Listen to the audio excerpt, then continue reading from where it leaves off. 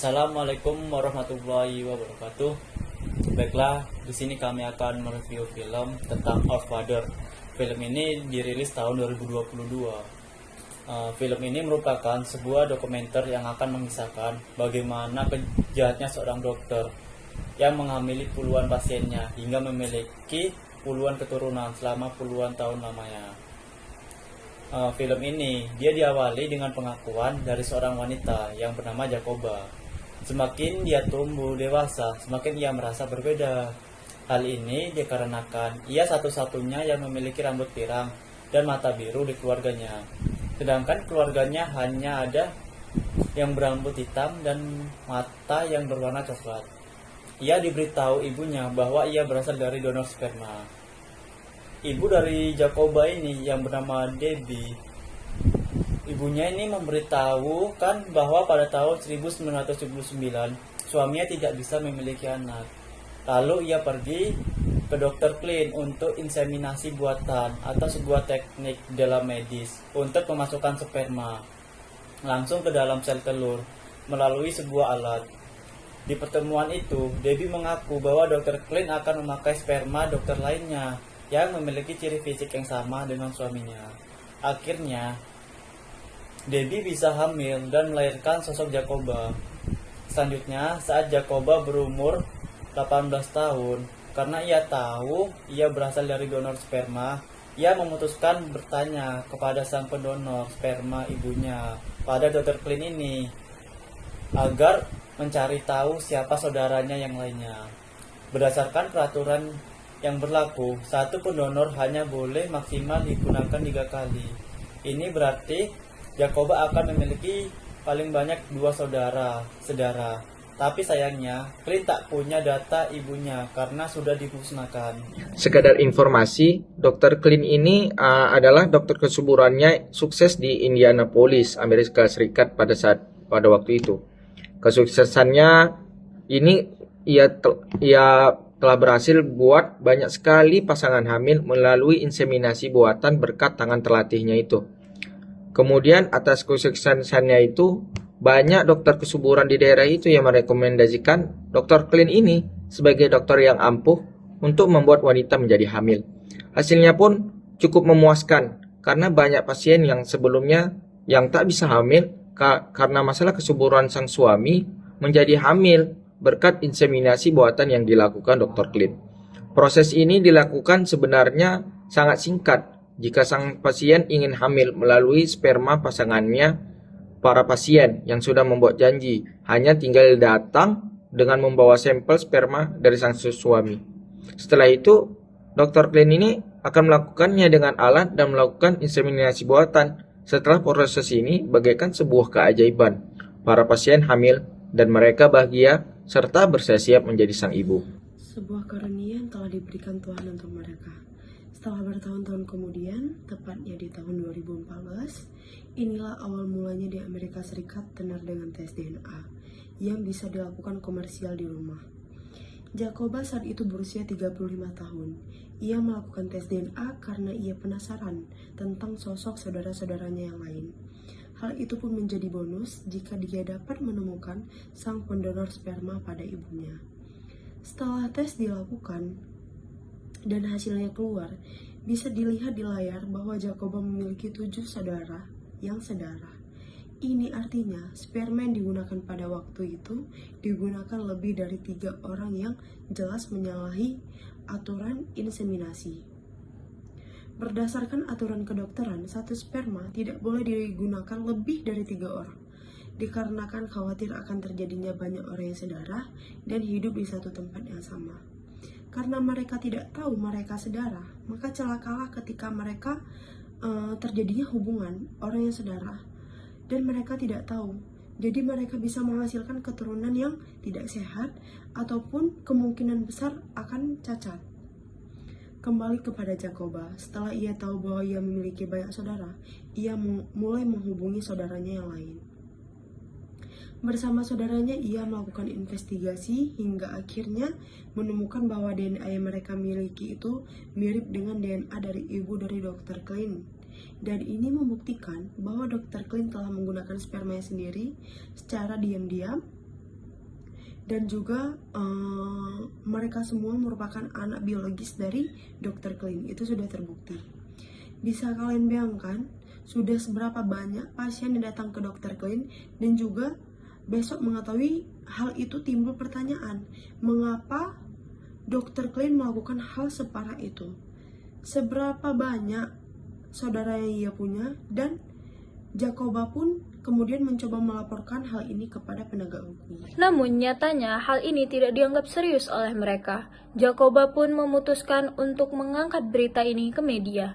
Ia mencoba menghubungi salah satu reporter yang bernama Angela untuk memberitahukan perlakuan bejat seorang dokter yang bernama Klein, di mana ia telah melakukan inseminasi ilegal buatan dengan spermanya sendiri.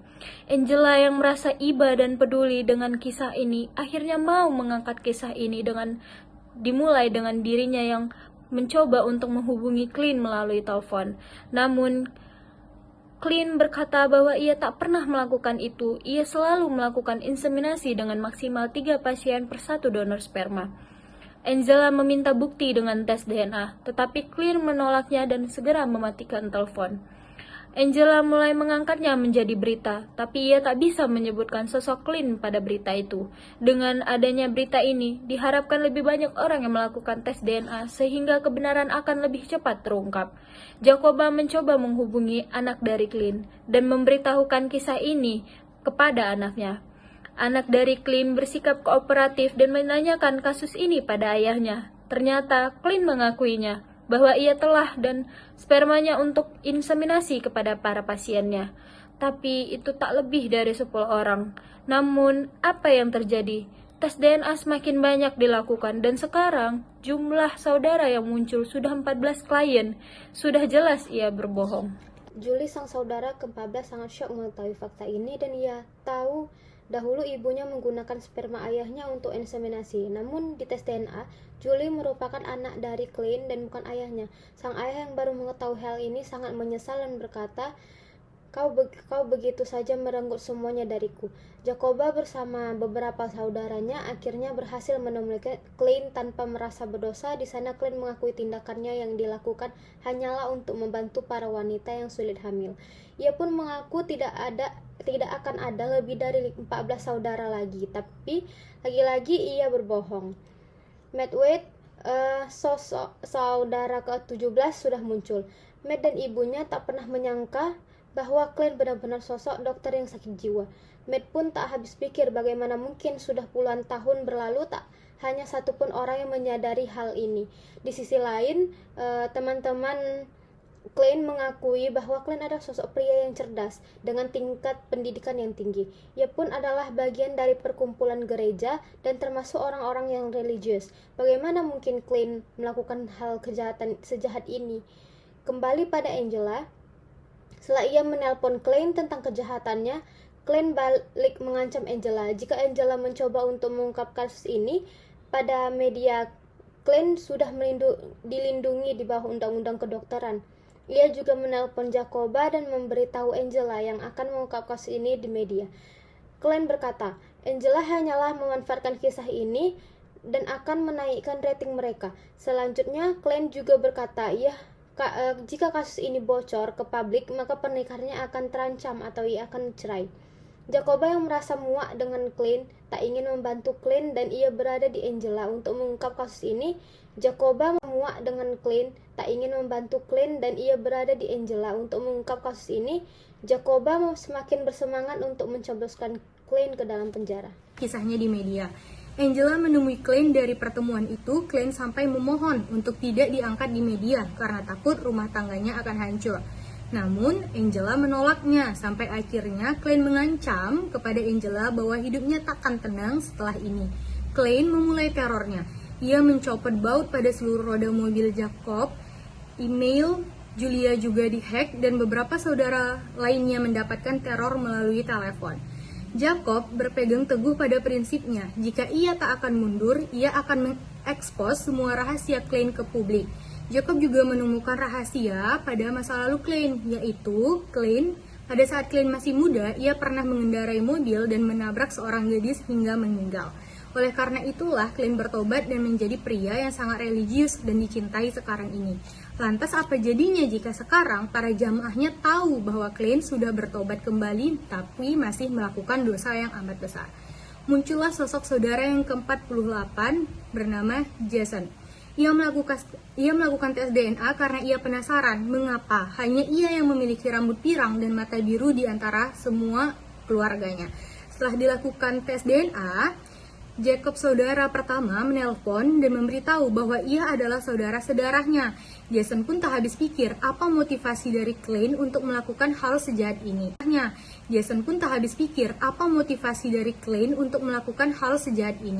Jacob datang ke rumah Jason dan memberitahukan rekaman telepon bersamaan dengan Clint. Clint membawa satu ayat yang berbunyi, "Sebelum aku membuatmu di rahim ibumu, aku sudah mengenalmu." Dasar ayat inilah yang dipakai untuk melakukan perbuatan sesat Clint. Jacob dan para saudaranya hanya ingin dilakukan investigasi oleh pemerintah dan memberi hukuman kepada Clint. Angel pun ikut turun tangan dengan melaporkan ini pada seorang jaksa hakim yang ia kenal. Ia menulis cerita dengan serat runtun hingga akhirnya pemerintah memberikan perhatiannya pada kasus ini. Berdasarkan laporan Angel, tim telah menyimpulkan bahwa perbuatan yang dilakukan oleh Clint tidak ada di dalam undang-undang dan sulit menjadikan itu sebagai sebuah kejahatan. Itu adalah masalah kami penegak hukum.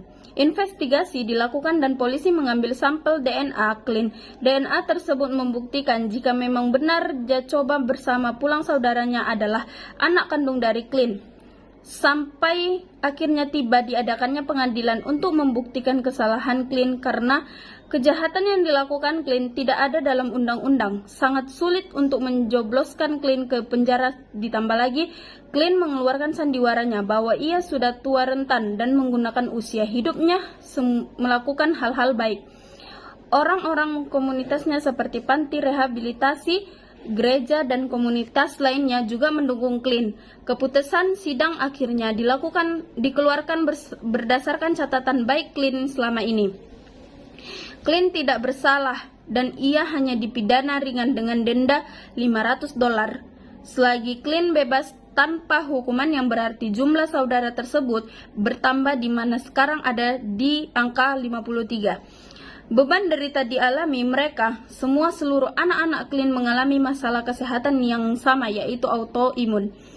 Ini berarti mereka semua harus menanggung penyakit yang diturunkan oleh Clint. Padahal orang tua mereka tak punya penyakit seperti ini. Betapa beraninya Clint yang punya penyakit bawaan memberikan penyakitnya ini pada sok-sok ibu yang tidak tahu apa-apa dan mewariskan pada mereka semua yang juga tak tahu. Selagi Clint bebas tanpa hukuman yang berarti jumlah saudara tersebut bertambah di mana sekarang ada di angka 53. Beban derita dialami mereka, seluruh anak-anak Clint mengalami masalah kesehatan yang sama, yaitu autoimun. Ini berarti mereka semua harus menanggung penyakit yang diturunkan oleh Clint.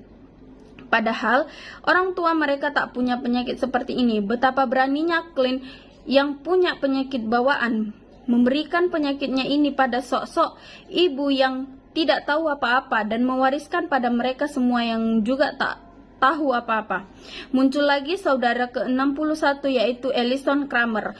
Ia memutuskan untuk mengetes DNA setelah ia mengalami penyakit genetik yang bahkan keluarganya tidak memilikinya. Betapa terkejutnya dia jika ada 60 orang lainnya yang sedarah dengannya. Ia menangis karena lelaki yang ia kagumi dan ia sayangi sedari kecil ternyata bukanlah ayah kandungnya. Ternyata yang lebih bejatnya lagi, dahulu Ellison pernah pergi ke dokter Clint untuk melakukan inseminasi, yang artinya Ellison atau sosok anak kandung dari Clint tidak dihamili oleh Clint sendiri dan mempunyai anak. Akhir dari film dokumenter ini adalah pada tahun 2018 setelah diloloskannya undang-undang tentang pendonor sperma gelap ilegal. Hingga film ini dibuat sudah ada 94 orang keturunan atau anak kandung dari Clint. Dan inilah akhir dari film dokumenter Our Father, sebuah perlakuan kriminal yang baru terungkap setelah berpuluh-puluh tahun lamanya. Tindakan ini meninggalkan luka permanen bagi para korbannya, sebuah penyesalan bagi para korban yang tidak akan pernah bisa diubah walaupun mereka merasa menyesal dengan kondisi memalukan seperti ini. Tak ada lagi yang bisa mereka buat selain pasrah kepada Tuhan. Kesimpulan film dokumenter Our Father ini dapat dilihat dari berbagai perspektif, salah satunya dari kaca bioetika. Bioetika merupakan penerapan etika dalam ilmu biologis, obat, dan pemeliharaan kesehatan serta di bidang-bidang terkait. Melihat dari sudut pandang bioetika, tindakan Dr. Donald Klein telah melanggar 4 prinsip bioetika. Adapun 4 prinsip tersebut yaitu 1. Martabat manusia dan hak asasi manusia atau biasa disebut human dignity and human rights.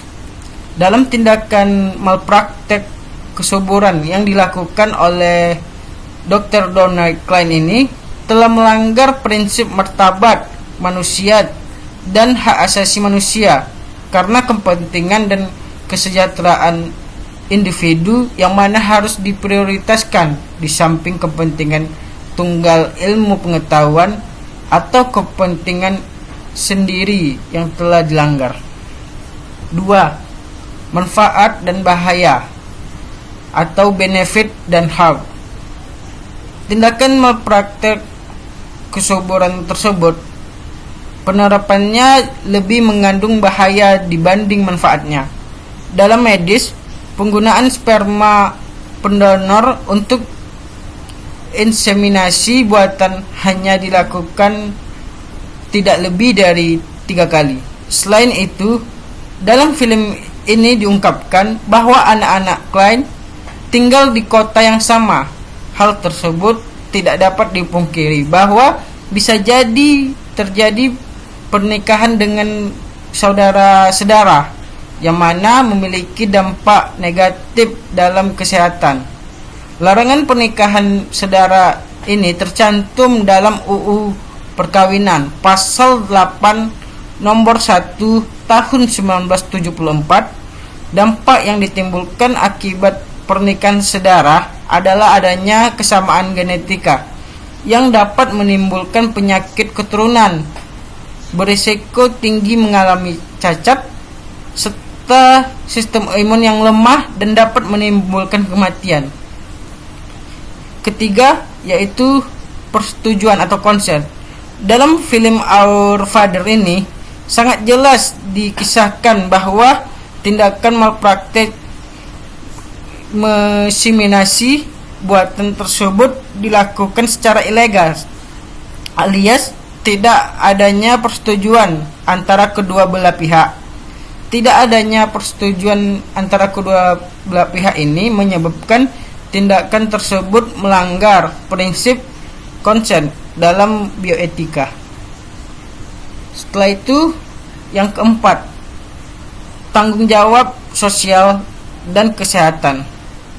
Tindakan Dr. Donald Klein ini dalam penyuntikan benihnya ke dalam rahim pasiennya juga melanggar prinsip tanggung jawab sosial dan kesehatan karena pasien tidak mendapatkan standar kesehatan yang layak ketika tindakan tersebut tidak diketahui oleh pasien.